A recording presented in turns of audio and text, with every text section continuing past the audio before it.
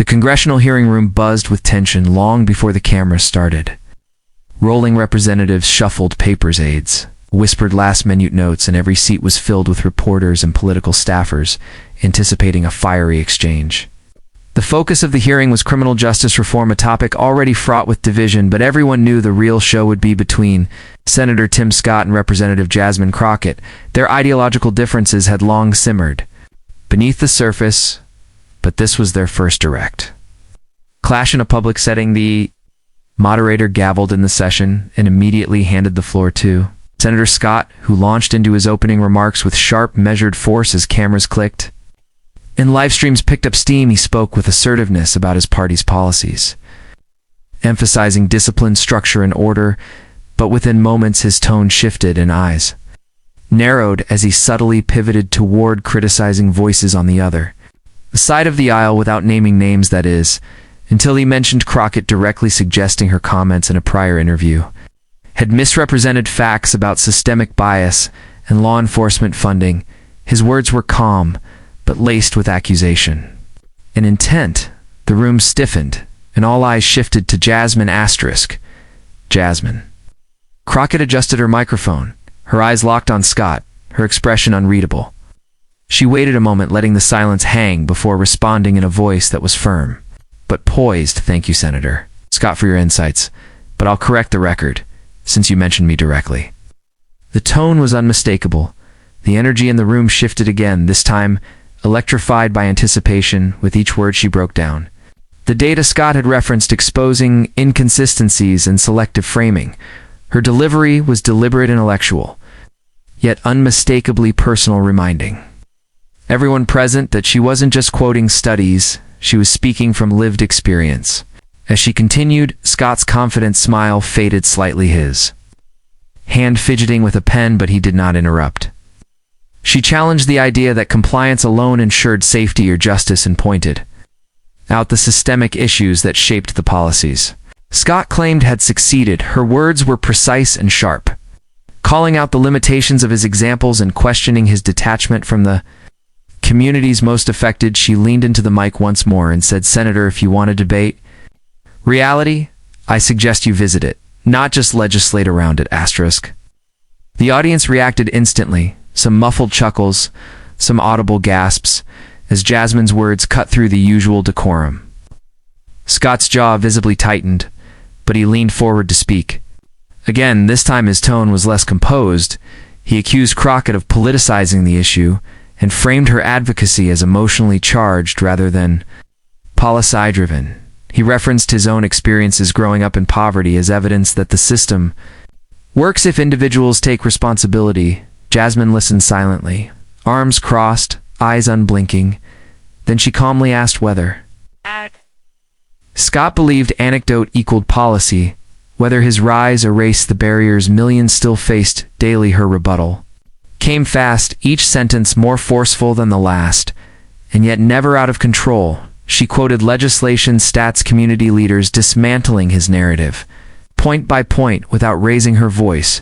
Her ability to maintain a firm intellectual tone while delivering undeniable truth captivated everyone in the room, including Scott, who found himself momentarily speechless as she asked, "Senator, do you believe you are the rule or the exception, because millions of people without your spotlight are still waiting for justice and opportunity, and your story doesn't cancel theirs?"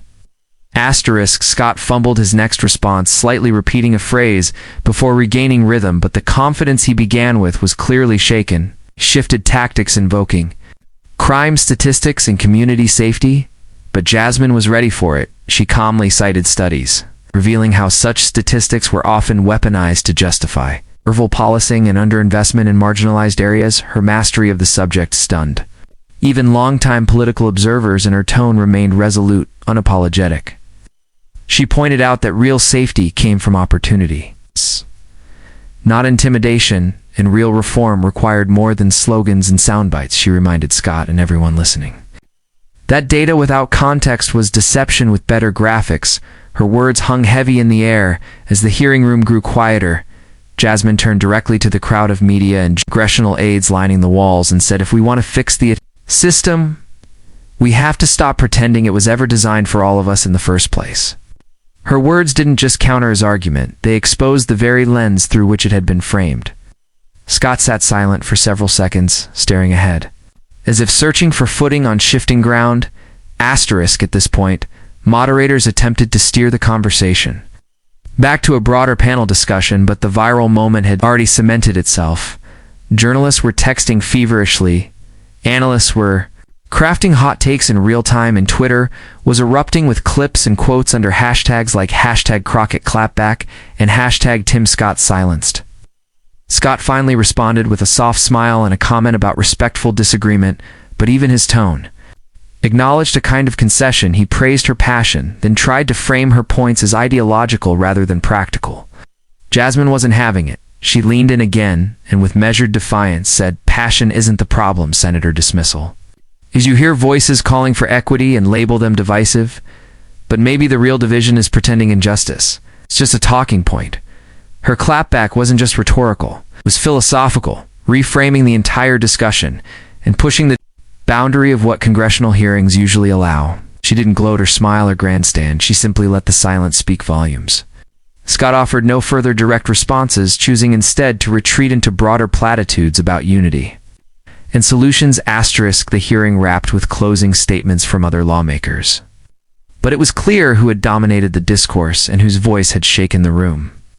Jasmine walked out without fanfare, head high, surrounded by staffers who exchanged silent glances of respect. Scott lingered behind, shaking hands with colleagues, but his usual charismatic energy was noticeably dulled. By the time both offices released post-hearing statements, the media narrative had already chosen its angle. Crockett was praised for her poise and precision, while Scott was criticized for initiating a conflict he couldn't control. Conservative outlets tried to reframe the exchange as partisan theater, but the clip of Jasmine's calm dismantling of his argument was already viral on podcasts and primetime commentary shows.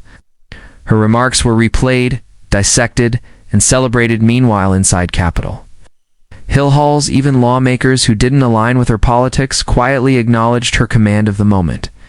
Staffers passed around memes and GIFs, comparing her verbal precision to a courtroom drama heroine, while others noted that Scott would likely think twice before naming her in any future statement. Asterisk. As the dust settled, policy discussions resumed, but something fundamental had shifted. Jasmine's moment of control in the hearing room was now being studied in debate clubs, classrooms, and training programs for public speakers. She was invited onto major news networks, not just for interviews, but to lead panels about reform, narrative control, and political discourse. Her social media following surged, and so did contributions to her re-election campaign. Meanwhile, Scott's team worked overtime to do damage control, booking him on talk shows to reclaim the narrative, but every appearance was overshadowed by replays of his speechlessness in that key moment. The contrast between his usually sharp rhetoric and his stunned silence was too striking for viewers to forget. Analysts from across the spectrum acknowledged the moment as a turning point, not just in that hearing, but in the visibility of new progressive leadership. Jasmine didn't use the moment for vanity. Instead, she redirected all attention to the policies she wanted to push forward and how the system needed to be reimagined, not just reformed. Her approach made her a formidable force beyond headlines. Asterisk. Weeks passed, and the moment continued to live online in clips, commentary, and cultural references. Scott gradually retreated from the spotlight on criminal justice topics, focusing instead on economic policy, while Crockett doubled down, engaging with community leaders, amplifying stories and turning her spotlight into a platform. Her congressional newsletter gained tens of thousands of new subscribers, and she hosted virtual town halls where constituents praised her for speaking truth in a place that often rewards politeness over progress. She remained gracious when asked about Scott, saying only that disagreement is part of democracy, but accountability is too. Meanwhile, behind the scenes, members of Congress began to treat her with new caution and respect, not because she had embarrassed the senator, but because she had done what few do. She shifted a narrative without losing her grounding. Her office became a hub of policy work and media strategy, not driven by clout, but by conviction. The moment became folklore, not just a headline, but a watermark of a new era in political confrontation, where Preparation, clarity, and courage could silence even the most practiced opponents.